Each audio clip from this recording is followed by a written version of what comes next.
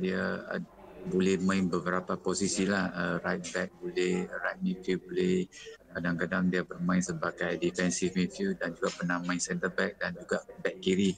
Dia utility players tu bagus lah untuk pasukan. Dan untuk skuad kebangsaan kali ini kemungkinan kita akan letak dia di bahagian tengah pertahanan, kerana kita tahu selepas Syarul Saad dapat kecederaan, kita agak risau juga posisi tersebut. Dan dua game yang lepas kita dibolosi gol, bukan 100% di pasal pertahanan. Kita perlukan kestabilan atau sesiapa yang boleh isi kekosongan tersebutlah.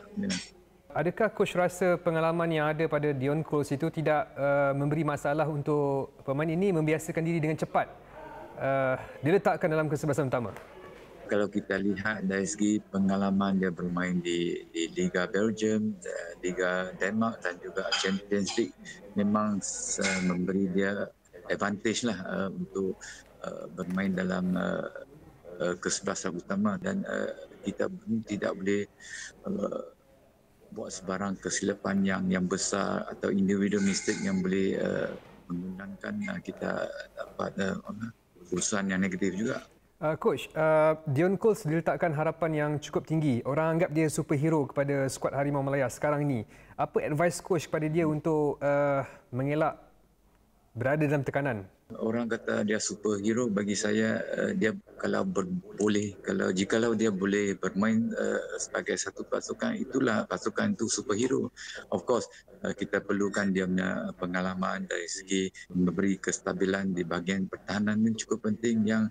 Yang lain saya rasa rakan-rakan dalam padang atau luar padang perlu membantu beliau dan juga bermain sebagai satu pasukan. Dan juga dengan kehadiran tersebut, saya harap pemain-pemain pun boleh terima dia dan beliau pun boleh terima pasukan juga. Ya.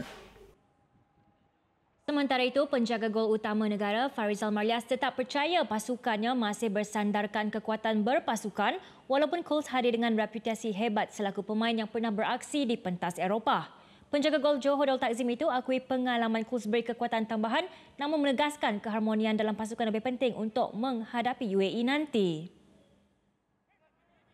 Di dalam pasukan ini kita punya keagrapan family tu sangat akrab, sangat baik. So saya mengharapkan perkara yang positif ni dapat diterapkan di dalam game yang sebenar nantilah. Saya rasa Coach Tan juga agak pening untuk memilih siapa ketebalan utama yang terbaik kerana kita mempunyai banyak pemain-pemain yang berkualiti. Dan saya percaya kehadiran beliau dapat orang kata mengukuhkan lagi lah tim kita. Bagi saya lah. Apapun, semangat penjaga gol berusia 35 tahun ini masih membara untuk galas tugas di benteng akhir sekalipun mendapat kritikan oleh segelintir peminat gara-gara kesilapan yang dilakukannya pada aksi persahabatan menentang Bahrain tempoh hari. Kesilapan, sesiapa juga boleh melakukan kesilapan kan, tetapi kita harus belajar daripada kesilapan tu. Dan saya percaya, bagi saya motivasi saya tetap tinggi dan saya percaya kepada diri saya dan juga kepada rakan-rakan. Saya pasti mereka juga mempunyai motivasi yang tinggi dan bersemangat untuk game akan datang. Saya agak kecewa dengan apa yang berlaku, tetapi saya akan perbaikilah di semasa ke semasa, insyaAllah. Baik, kepada yang ingin berkenalan dengan Dion Coles, ini antara pencapaiannya yang saya pasti mengatasi semua pemain-pemain dalam skuad kebangsaan. Sebab apa saya cakap macam tu? Sebab ketika dia bersama dengan klub Bruges dalam saingan pada 2015 hingga 2020, dia beraksi ketika pasukannya berdepan dengan pasukan Liverpool dan juga Manchester United. Dan ini sesuatu yang sangat-sangat membanggakan. Bagaimana dengan pasukan kebangsaan pula, Dayang?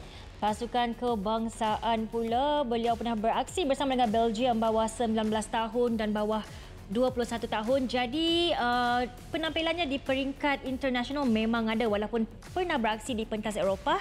Dari segi kebangsaan pun dia ada pengalaman juga. So sudah pastinya ini akan menjadi satu kelebihan buat skuad Harimau Malaya.